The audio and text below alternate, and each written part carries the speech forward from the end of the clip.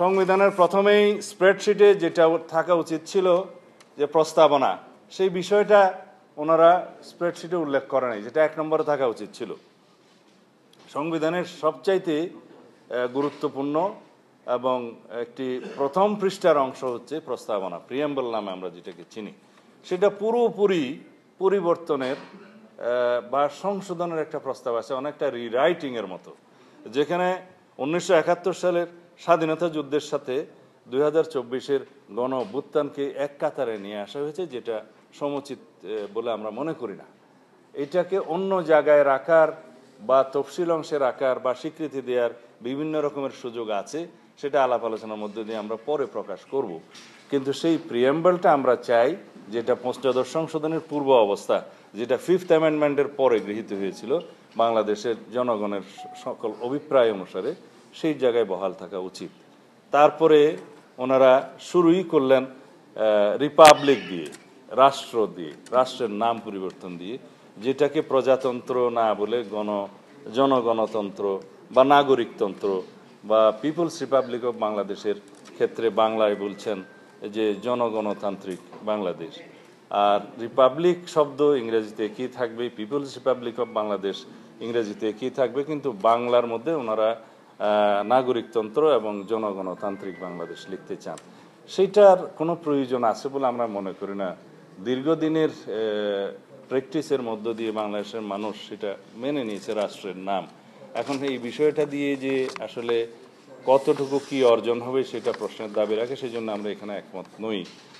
আর তাছাড়া মৌলিক অধিকার এবং মূলনীতি এরপরে আসে। তো মূলনীতির ক্ষেত্রে ওনারা ব্যাপক পরিবর্তনের একটা প্রস্তাব ওখানে রেখেছেন। তা আমরা প্রস্তাব করেছি যে বর্তমানে সাংবিধানিক যে ধারাগুলো আছে, অনুচ্ছেদগুলো আছে, তার মধ্যে আলাপ আলোচনার ভিত্তিতে বিভিন্ন স্টেক হোল্ডারদের প্রস্তাব অনুসারে এই মূলনীতির মধ্যে যে প্রস্তাবগুলো আছে সেগুলোর হয়তো সংশোধনে আনা যায়, বাট আমরা আমাদের দলের পক্ষ থেকে পূর্ব অবস্থায়, পঞ্চদশ সংশোধনী পূর্ব অবস্থায় বহাল রাখার জন্য আমরা প্রস্তাব করেছি। মূলনীতির পরে আসে মৌলিক অধিকারের বিষয়টি।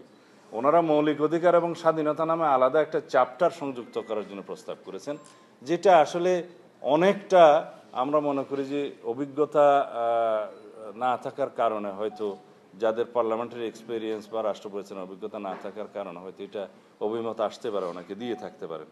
কারণ হচ্ছে রাষ্ট্রের যেটা মৌলিক অধিকার জনগণের, সেটা এনশিওর করতে হবে রাষ্ট্রকে, নিশ্চয়তা বিধান করতে হবে রাষ্ট্রকে। সেই জন্য মৌলিক অধিকারের বাস্তব সিভিল এবং পলিটিক্যাল রাইটগুলো সীমিত।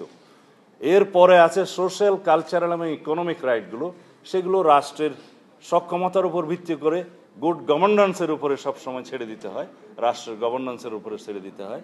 সেই জায়গায় ওনারা জিনিসটা একটু মিলিয়ে ফেলেছেন, অ্যামালগামেট করে ফেলেছেন। সেটা আমরা আশা করি তাদেরকে বোঝাতে সক্ষম হব।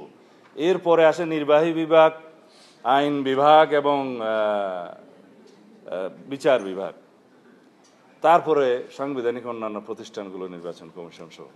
তো এখানে নির্বাহী বিভাগ, আইন বিভাগ এবং বিচার বিভাগের মধ্যে ওনারা যে সমস্ত প্রস্তাব নিয়ে এসছেন এবং যেগুলো কমিশনের কথা বলেছেন, specially the national constitutional council গঠন করে কিছু অনির্বাচিত ব্যক্তিদেরকে এবং প্রাতিষ্ঠানিক প্রধানদেরকে এখানে মেম্বার করে যে সমস্ত এখতিয়ার গঠন এবং ধরন এবং কার্যাবলীর কথা প্রস্তাব করা হয়েছে, তাতে করে দেখা যাবে যে রাষ্ট্রের নির্বাচিত জনপ্রতিনিধিদের তেমন আর কোনো গুরুত্ব থাকে না। তাই সেগুলো আমরা বলেছি যে এটা পুনর্বিবেচনা করা যায়, আলাপ আলোচনা করা যায়। রাষ্ট্র নির্বাচিত প্রতিনিধিদের দ্বারা পরিচালিত হবে, এটা হচ্ছে আমাদের সংবিধানের মূল জিষ্ট, আমাদের সংবিধানের মূল চেতনা। তো সেই জায়গায় এটা ক্ষতিগ্রস্ত হবে বলে আমরা মনে করি। আমরা দ্বিকক্ষ বিশিষ্ট পার্লামেন্টের প্রস্তাব তো আগেই আমাদের 31 দফাতে দিয়েছি, সেটা সবাই গ্রহণ করেছে। এটা একটা জাতীয় ঐক্যমত হয়েছে বলে আমার মনে হয়। এই জায়গায় তাদের মধ্যে কত সংখ্যা, সদস্য সংখ্যা থাকবে, আমরা একটা প্রস্তাব পেয়েছি, ওনাদের 105, আমরা 100-র মধ্যে সেই প্রস্তাবে আমাদের প্রস্তাব প্রদান করেছি, সেটা একমত। কিন্তু নিয়োগ মনোনয়ন প্রক্রিয়া কিভাবে তারা সিলেক্টেড হবে, সেটা আমরা সমাজের বিভিন্ন শ্রেণী পেশার বিশিষ্ট জন, যারা জ্ঞানী গুণী মানুষ, যাদের রাষ্ট্রীয়ভাবে অবদান আছে, তাদেরকে ওখানে অ্যাকোমোডেট করার জন্য এই বিধানটা আমরা প্রকৃতপক্ষে এনেছিলাম। সেই হিসাবে মনোনয়ন প্রক্রিয়া কী হবে না হবে সেটা পরবর্তীতে আলোচনা করা যায়। এখানে ওনারা যে প্রস্তাব করেছেন তার সাথে আমরা একটু ভিন্ন মত পোষণ করেছি।